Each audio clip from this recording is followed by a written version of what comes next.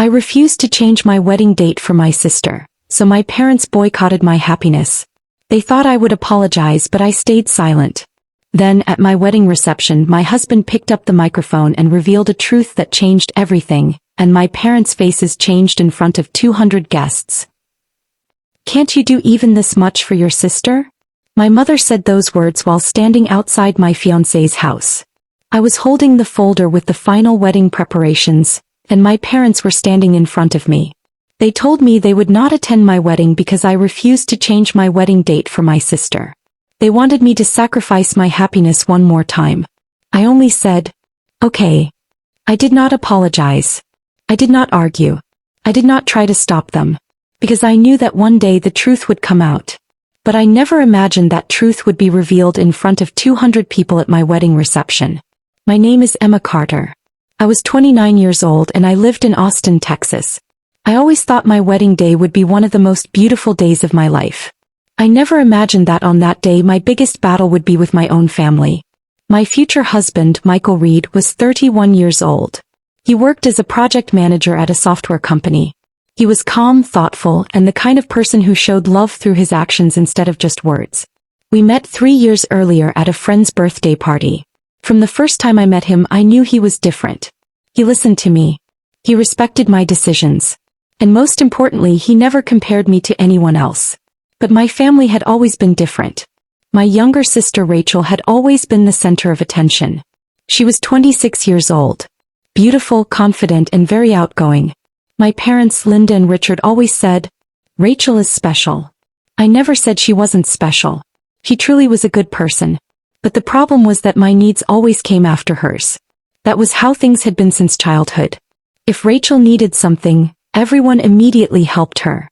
If I needed something, I was told, "You are responsible. You can handle it yourself." I never complained. I learned how to be strong.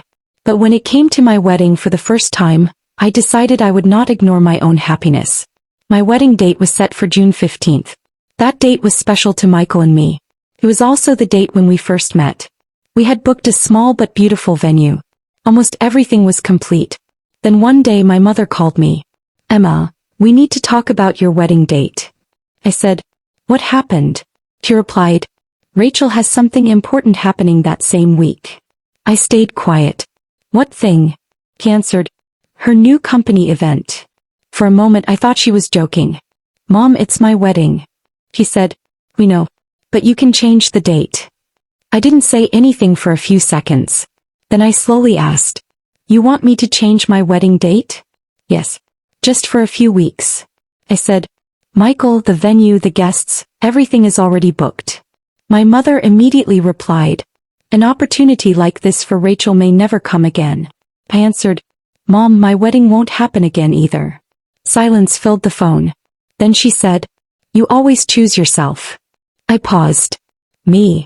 She replied, "Yes. You never understand that sometimes you have to sacrifice for family." I didn't hang up. I simply said, "This time I am not sacrificing the biggest day of my life." The next day my father came to my house. He usually didn't talk much, but that day there was anger on his face. He sat in my kitchen. My wedding invitations were lying on the table. He said, "You should help your sister." I replied, "I do help Rachel. But I cannot cancel my wedding." He answered, "You don't understand." I asked, "Then explain it to me." He stayed silent. Then he said, "Rachel has always been more sensitive than you." I gave a small smile. "And me?" He looked at me. "You're strong." That was the sentence I had heard my entire life. You're strong. You can handle it. You will understand. But nobody ever asked how long I could keep handling everything. 3 days later my mother called again. This time her voice was firm. "If you cannot change the date, then we will not come to the wedding." I listened quietly. Then I asked, "You are really going to do that?" She said, "We want you to understand that you are making the wrong decision." I replied, "You have the right not to come." He sounded surprised. "That's it?" I said, "Yes." She probably expected me to cry, to apologize, to say I would change the date. But I didn't.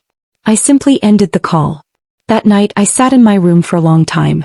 Michael came over and sat beside me. He asked, "Are you really okay?" I said, "I'm hurt. But I am not changing my decision. He held my hand. I'm proud of you. The wedding day arrived. My parents truly did not come. I didn't keep looking at the door. I reminded myself that this day was about Michael and me starting our life together. The ceremony was beautiful. My friends came. Michael's family came. But there was still an empty space that everyone could feel. The reception began. 200 guests were inside the hall. Music was playing.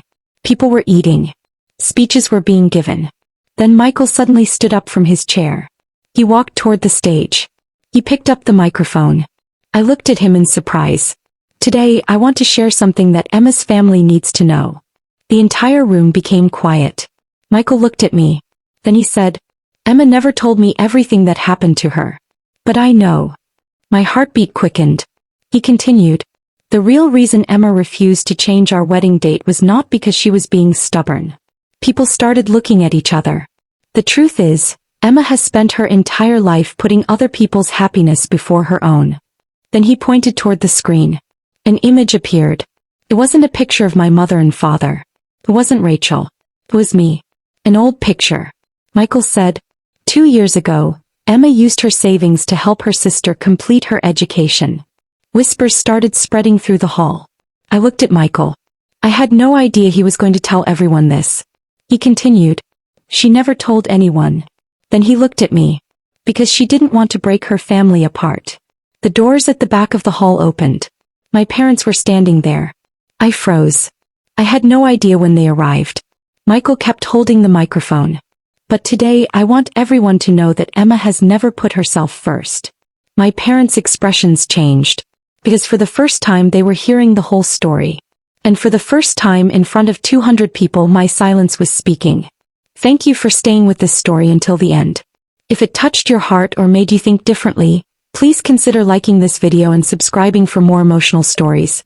Your support helps us continue sharing powerful moments of family, courage, and personal strength. We truly appreciate you being here with us.